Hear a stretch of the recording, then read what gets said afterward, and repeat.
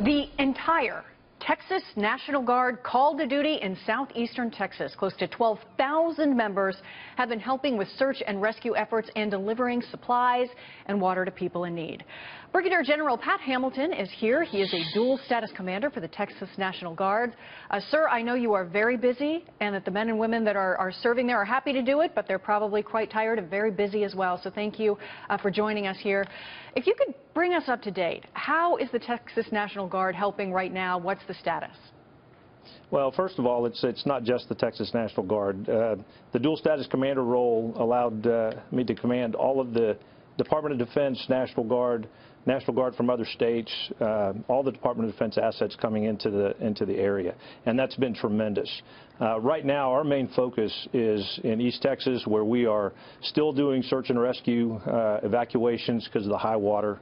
And now we're also beginning to transition and focus on distribution of commodities like water and food, working with the local officials there to make sure that the citizens who are still there get what they need.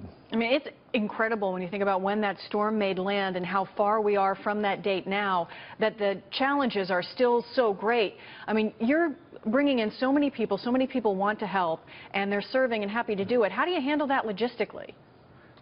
Well, it's several ways, and again, this is thousands of partners, every federal agency with FEMA, Department of Defense, every federal agency you can think of, every state agency, and then all of the locals coming together.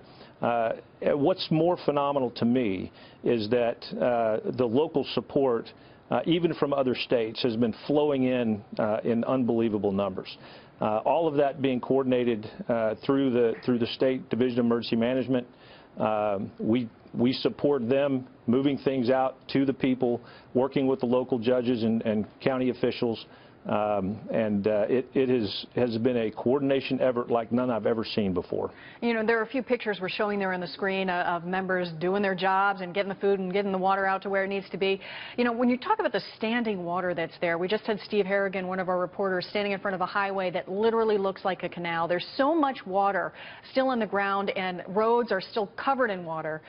How do you make sure that you're finding the people you need to find and rescue and making sure that these assets, this water, is getting where it needs to go? Well, it's working with the local officials to try to find the folks. They know where they are. They got us in. We also have aircraft doing searches consistently, working as well with other agencies with aircraft in the air. But what I want to say is the governor did something phenomenal here. He decided to go ahead and push as much capability as we could push down instead of the pull system that the state normally uses, because he realized early that this was going to be a really, really bad storm like nothing we ever saw. And so we began pushing capability out there so that the communities didn't have to ask for it like is a normal situation, but we were already there positioned for them. They had their hands full, every one of them down there, overwhelmed, but we were right there to help when they needed it instead of them having to ask all the way up through the channel to get that done. And that took a tremendous amount of foresight to do between the governor and the Adjutant General of Texas to start bringing that capability in before it was asked for so that it was ready. And our soldiers go out, start doing work. If they can't find somebody that says, hey, come help us, they just start going and looking for it. Wow. And that has resulted in a lot of great life-saving measures and distributing goods to people who needed it. Well, the storm was epic, but the response has been every bit as epic. Thank you so much for your service and for those that are serving there in the Texas National Guard and all those partners that have poured in across the border to help as well. Brigadier General Pat Hamilton, thanks for joining us. Thank you, Molly.